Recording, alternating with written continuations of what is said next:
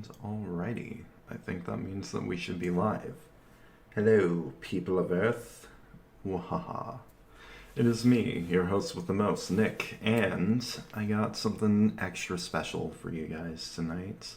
I'm going to be reading a creepypasta in lieu of the fact that my co-host could not be here tonight, so I'd like to get right in with the holiday season and make it extra spooky and creepy for you guys. I picked out a creepypasta pretty much at random, but I'm hoping, with any luck, that it should be extra fun for you guys to listen to. So, without further ado, I would like to introduce you guys to I Was a Christmas Elf. And, at the same time, if you guys have any questions, please leave some comments below, and I will address them as quickly as I can. So, let's get into it. Mrs. Claus sat in her rocker, a half-completed sweater resting on her lap. The alarm clock on the small table beside her rang its shrill alarm through the warm air of the house, announcing that it was now 1 a.m. She reached for it, hitting the button at the top with a light ting and silencing the sound. She cranked the dial back another hour so that it would ring at 2 a.m. This is how we kept track of Santa's journey on Christmas Eve. "How are those cookies looking?" Chandrell opened the oven door and peered inside. "The chocolate chip cookies need another few minutes." She stood and looked at the counter behind her, touching a finger to one of the cooling gingerbread men.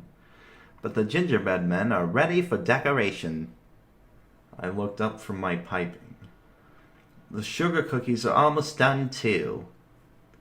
Mrs. Claus beamed at us before continuing her knitting. "Good, good. You girls are such perfect little elves." The kitchen counters were covered with cooling racks of sugar cookies decorated with red and green frosting, pinwheel cookies with the chocolate and coconut layers, and almond shortbread cookies dusted with powdered sugar. Several pies cooled in the window, the chilled glass absorbing their heat to create a moist fog that blurred the snowy wonderland outside. I had made apple and pumpkin pies as well as some meat pies with the beef left over from the cows we had in the summer. Didn't know that you could have cattle at the North Pole. Good to know. Meat pie wasn't something we normally had at the Christmas feast, but it had been Horace's favorite, and I wanted to honor him, to feel like he was still included in the celebration. My heart stung at his memory, and my eyes watered. I wanted to fall to the floor and cry.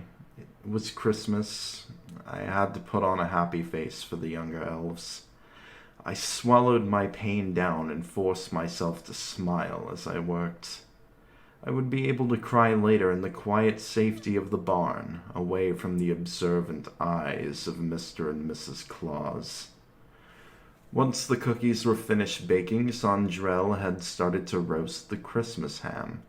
The boys, who were now busying themselves with the stables, had slaughtered the pig earlier that week. Fresh potatoes and corn harvested at the end of the fall, and root vegetables from the cellar would complete the feast. Santa always came back on Christmas hungry, even after eating all the treats left by the little boys and girls all around the world. Once he returned, we'd all celebrate the success of the holiday with him. It would be joyful to have everyone enjoy the sweet and savory treats created by me and Chandrell. This year, there were 12 of us elves. Chandrell and I were the eldest. At 19, Chandrell was the oldest elf I'd ever known. I'd always joked that it was her baking skills that kept her alive for so long. I was the second eldest at 16. Until Thanksgiving, it had been Horth who was the second eldest. He had been 17. Horth and I had been very close. Our love ran deep and constant like the river that bordered the North Pole on the south side. Being one of the two eldest female elves came with a lot of privileges and responsibilities. We were not only expected to take care of the younger elves, but to help Mrs. Claus with running the house, which meant also the barn and the cellar. We were the only ones that she would entrust to protect the food storages, since some of the younger elves would be less able to fight temptation during times when food was scarce. After Chandrel was Murin, who was 14. Then there was Erelith, who had just turned 12, and Saltarish, who was 11. Sistine was 9, and the twins Arazorin and Bufandar were 8. Theufan was 7, and Aluk was 4. Then there was sweet Quaeth, who was the second youngest at 1 year old. And finally there was precious little Nim, who was only 6 months old. She would spend the holiday tucked tightly in her crib, drunk on breast milk and dreaming of sugar plums. I had a special bond with Nim because she was the first elf harvested from me. After years of fearing what I wouldn't be able to contribute to the new elves to the pole, Nim finally came along, my little miracle. When Senna had pushed Horth, I worried he would take his anger out on Nim as well. I begged him to spare her, that it was only me who was a threat to the joyful life at the North Pole. I will always be thankful to Mrs. Claus for saving our lives that night, even if her motives were only driven by concern for our small number.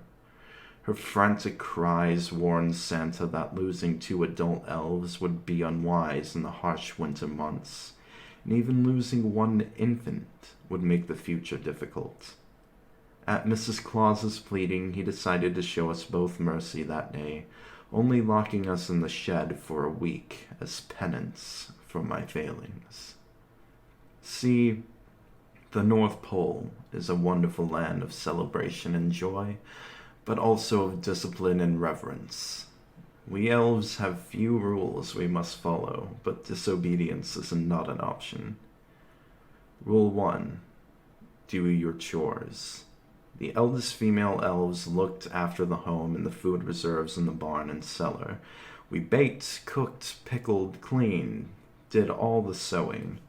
The eldest male elves looked after the animals and performed the butchering. Sometimes, under Santa's supervision, the boys would be allowed to travel north towards the mountains to hunt for rabbits and deer. Chandrel had always envied their trips away. Neither of us had ever traveled past the tree line. Horth would tell me all about the animals and the views he saw during those trips. We'd sneak to the barn late at night and lie together in the hay. He'd tell me about how rocky and steep the mountains grew as you approached them, and how beautiful the sun was setting over the pole. After their 10th year, elves were expected to help and look after the crops and contribute to the harvests. It was tough work for such small bodies, but we all had to do our part. Horth had been so good about helping the little ones with their more difficult chores after he had finished all of his. When they weren't in the fields, they either took care of the younger elves or assisted the older elves in more detailed tasks. This also helped them learn the jobs that they would soon be expected to perform.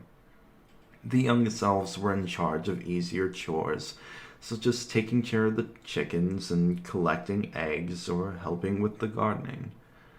When all of the elves did their chores, the North Pole ran smoothly, like a well-oiled machine. Even this past year, with only 12 of us, we were able to survive, and indeed it was lucky that Chandrel and Murin were both ripe with the next generation of elves, promising that our numbers would grow again. Rule 2. Always be joyful. Mrs. Claus told us that a smile is all you need in this world. That is, a conduit for joy. When we felt bad, she'd shush us. Santa does not like it when elves cry, she'd warn. But sometimes it was hard, especially for the little ones. We'd remind them to try and be joyful, even when they had stubbed their toe or skinned their knee, but the tears would still flow around their frowns.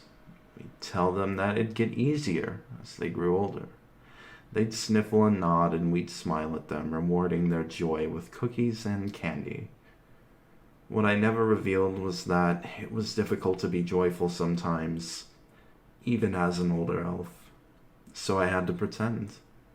When Mr. Claus could see my unjoyfulness seeping through my smiling face, he'd tell me to be more like the other elf girls, to be more like Chandrel or Mrs. Claus, whose warm smile never faltered. Mrs. Claus with those ice blue eyes, crinkled permanently by a wide, toothy smile. Mr. and Mrs. Claus said that the elves were always joyful, so I used to worry that I was defective. Then I started going to the barn at night with Horth, and he told me that he wasn't joyful sometimes too. I told him about how I was often not joyful. He looked at me deep in the eyes and told me he felt the same. Telling him that, oddly, made being joyful easier. Rule 3. Only Santa may leave the pole. The only exception being when he would take the older boys hunting. Otherwise, Santa was able to come and go. He didn't leave only on Christmas Eve, but would leave the pole once or twice a month. I once asked Mrs. Claus what Santa did when he left, and she explained that he needed things that we couldn't provide at the North Pole. Despite her unfaltering smile, she'd sympathize with us, the girl elves, on those nights. These were nights when Santa would visit us in our room. Most of us wouldn't be able to sleep those nights, not when we knew what was coming. He'd waken the few that could early in the morning, our thin door banging against the wall. The sound would always vibrate through my bones as a sour sense permeated the room, making the warm air heavy over my mouth, forever forced into a smile. He'd pick one or two of the elves and carry us out to the shed where he would ready us for harvesting new elves. It wasn't at all like when Horth and I would go to the barn. This would be soft and painless. It hurts when Santa sewed us. I was lucky, though. Chandrel was his favorite, so I was often left alone. There was an unspoken fourth rule at the pole, that only Santa may harvest his elves. We were supposed to be pure, but Horth and I loved each other. We loved each other so much that our bodies ached to be together. This one's a little fucked up even for me, guys. I'm sorry. And then Mr. Claus found us. He had been so proud of me too, so proud that I finally provided fruit for him and Mrs. Claus. It was then that he took Horth to the shed. That was the last time I saw my love, his face twisted in pain and fear as Santa dragged him through the cold, dead leaves. I cried for him openly. Mrs. Claus allowed it, even though it was not joy. She had always been much kinder than Santa. The alarm rang at 6 a.m. Mrs. Claus stopped her knitting and stood at the window, looking out at the winter landscape around us. Worry furrowed her brow, slightly wrinkling her otherwise joyful face. Santa Claus had never been this late getting home. At 11 a.m., Mrs. Claus let us eat some of the feast that we had prepared so that we could go back to bed without empty stomachs. I couldn't sleep, though. Instead, I listened to her walk back and forth by the front windows, waiting for him. At 3 p.m., the other girl elves and I joined her in the living room. At this point, she was curled up on her rocking chair. She wasn't crying, which I was surprised by.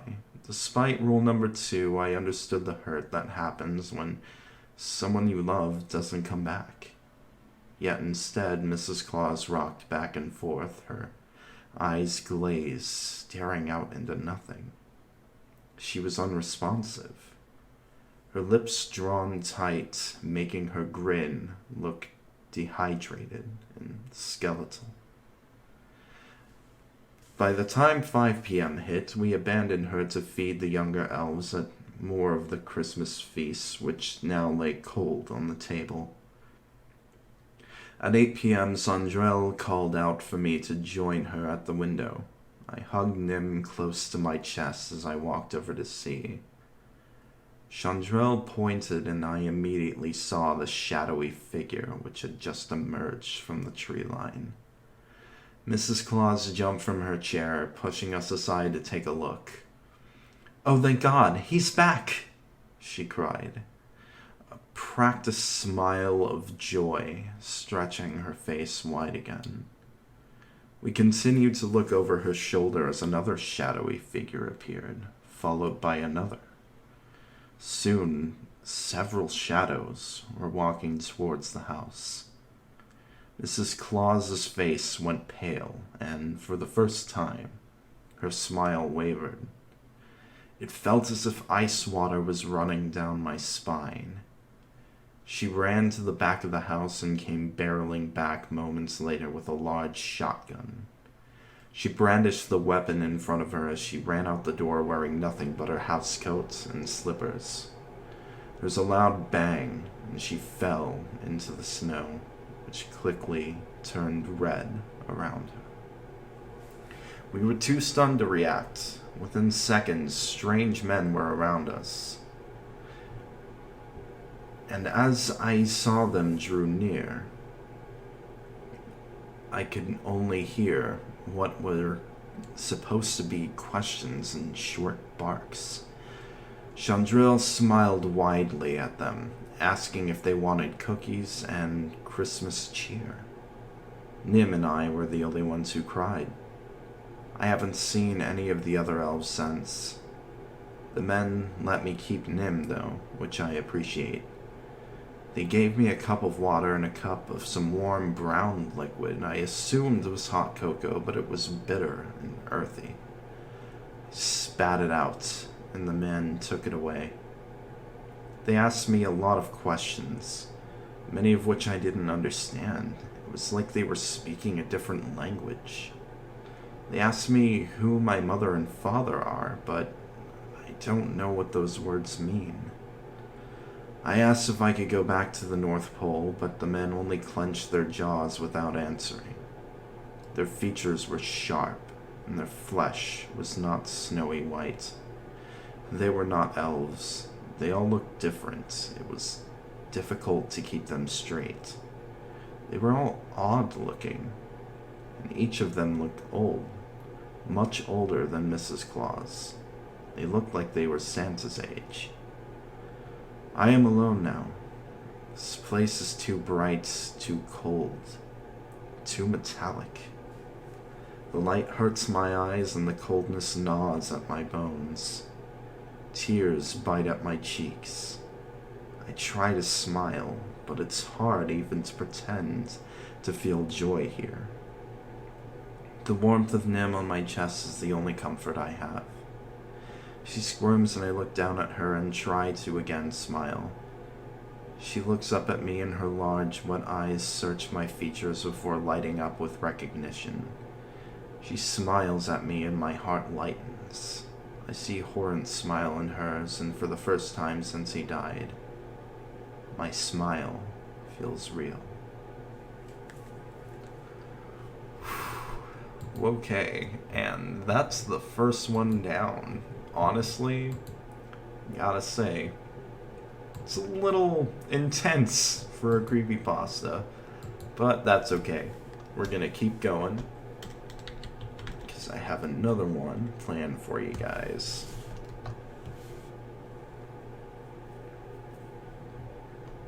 And without further ado, let's get on that one.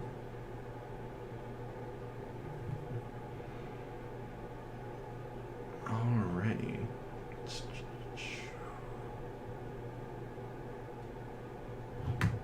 Also, if you guys have any questions, please feel free to ask. I am here, after all, wanting to get some input from you guys, so we can definitely do a little bit of, I suppose, fun on that end as well. I'm not too concerned about it, so... You guys got any input, please let me know. I'm not too concerned. Otherwise, I'm gonna keep on reading.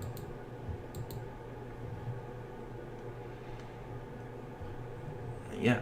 Any questions about the show or anything, you guys feel free to go ahead and ask away. We're definitely planning on getting a new episode out fairly soon, hopefully. Fingers crossed, right?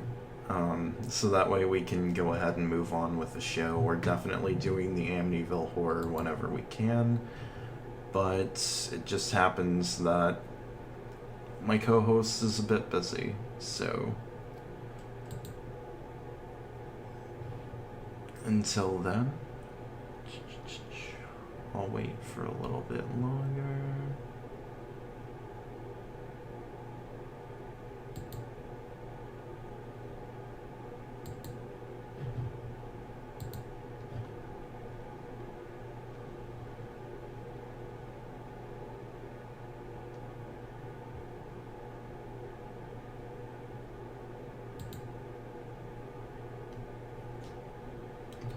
Alright, well, I'm not seeing too much activity over there in the chat channel, so without further ado, let's move on to our second story of horror and magical mystery with Elf on a Shelf. Grandma would always warn me that the elf on the shelf was watching to make sure I wasn't bad.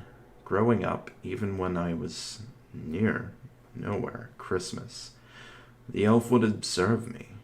The elf would judge me. With my brother and cousins around all the time, it wasn't easy to be good. But I tried. I tried really hard.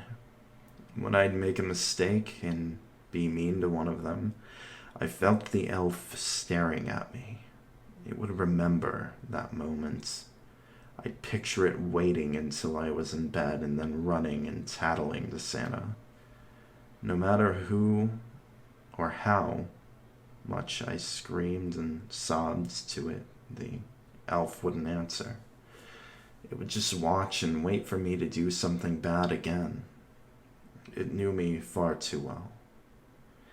On the 4th of July, I burned Marisa with a sparkler. I didn't do it on purpose.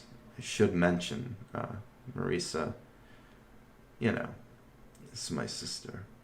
I mean, I meant to burn Marisa, but I didn't want to hurt her. I just wanted to see what happened. Fortunately, she got hurt pretty bad. Grandma had to take her to the hospital, but not before she got out the belt and whipped me until I couldn't sit down. And after Marisa's mom came over to give me the beating of her own, my mother, that is, I was left watching Neil, my little brother.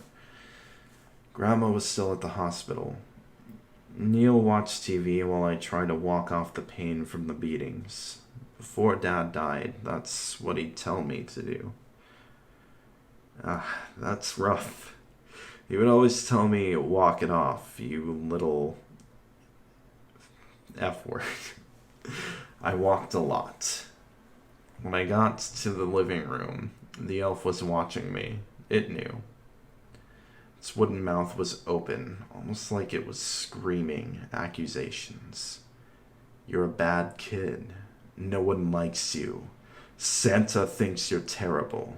You'll be a bad man when you grow up.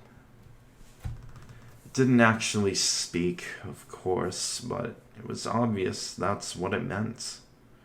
It was the same stuff Grandma said to me, day in, day out, and somehow I always made sure to live up to it. Try as I might, I couldn't be good. At the age of 8, I was already certain I was rotten to the core. Months went by and my best efforts yielded punishment. If I wasn't accidentally knocking over a vase in the kitchen, I was tracking mud into the hallway. It invariably ended with my pants around my ankles and my grandfather's old leather belt smashing into me as I tried not to scream. Screaming would only make the beatings last even longer. When it was finally over, I inched my jeans and underwear back up. I told myself I'd be better and that I'd be a good kid from here on out. For a while, an entire month of November and into December, I was. Grandma, Neil, and I went to get our Christmas tree on December 4th. We came home and I decorated it while the cookies were being baked in the oven. I remember Grandma lifting me with her strong, solid arms so I could put the star on the top, and the star had been her daughter's, my mother's. It was one of the only things left that my grandma could hold on to. December 5th, after Neil and I had gotten home from school, we were playing around. Like all brothers, we played rough. With him being 6 and me being 8, I was quite a bit bigger. When we were wrestling, I was spinning him by his arm. I had made a mistake. I let him go and sent him right into the Christmas tree. It fell into the hardwood floor. Ornaments broke, lights went out, and then the star shattered. In an instant, I was panicking. I knew that Neil would tell Grandma. I knew that the elf in the other room would learn what I had done.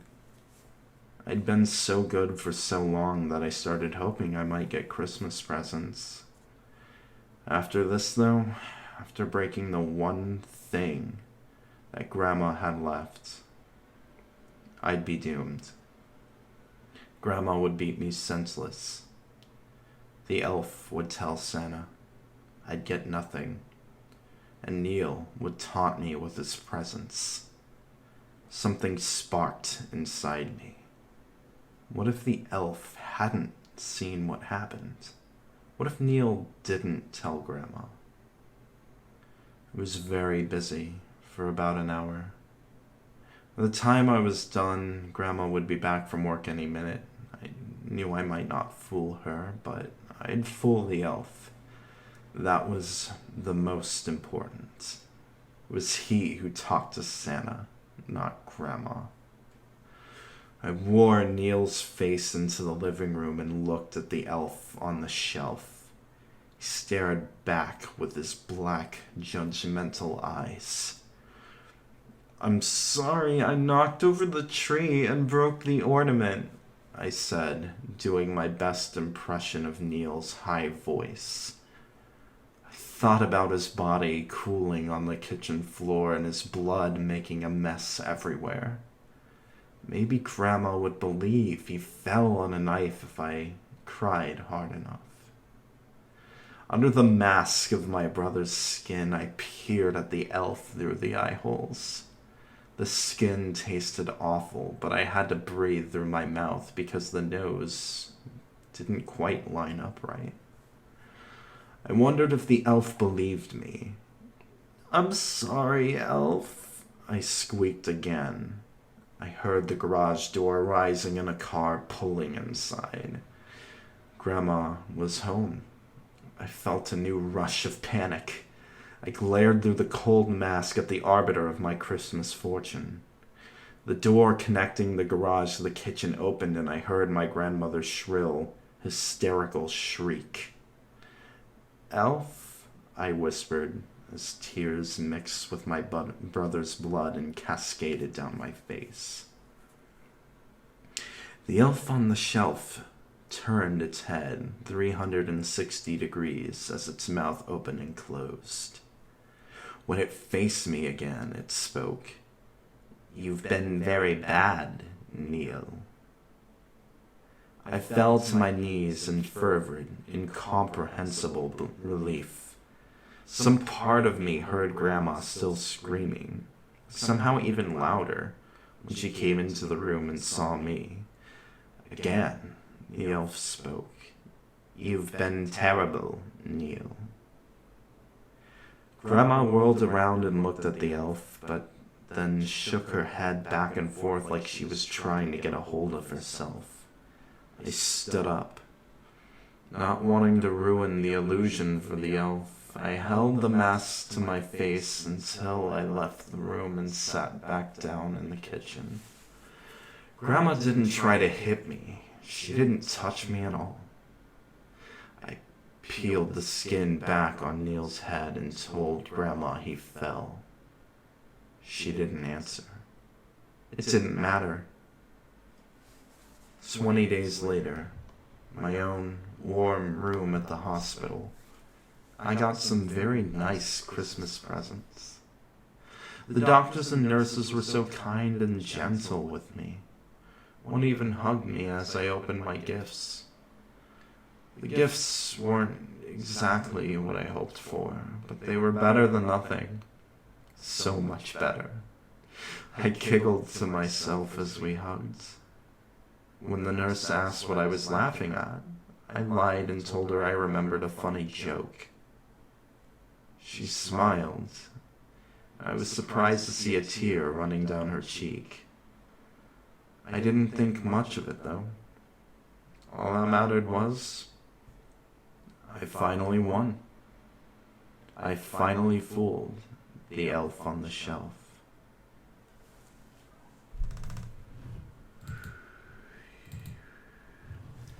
And I think that's about gonna wrap it up for today. I hope that you guys enjoyed my creepypasta readings for you. I certainly had a really fun time with it. And yeah. Here's something spooky to go out for all of you guys for the holiday season. Sorry, I couldn't help but break a little bit of character on the second one, or really the first one.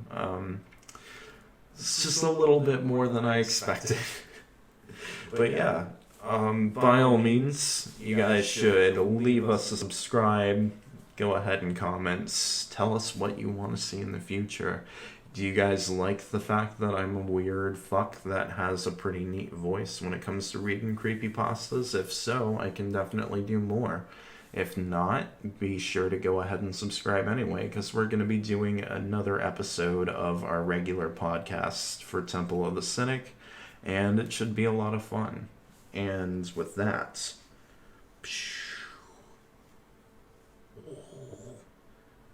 now you must go ahead and obey my command. Subscribe to the channel and be sure to leave a like. So if you don't leave a like, might not be the elf on the shelf that gets you, but your creepy brother, apparently. So I will see you guys next time. Thanks for tuning in. And as always, hail the temple. And be a bit more cynical, because you never know when you might get stabbed to death by your brother and have him wear your face as a mask. Very important stuff that we learned tonight. Alrighty. Good night, everybody. Peace out.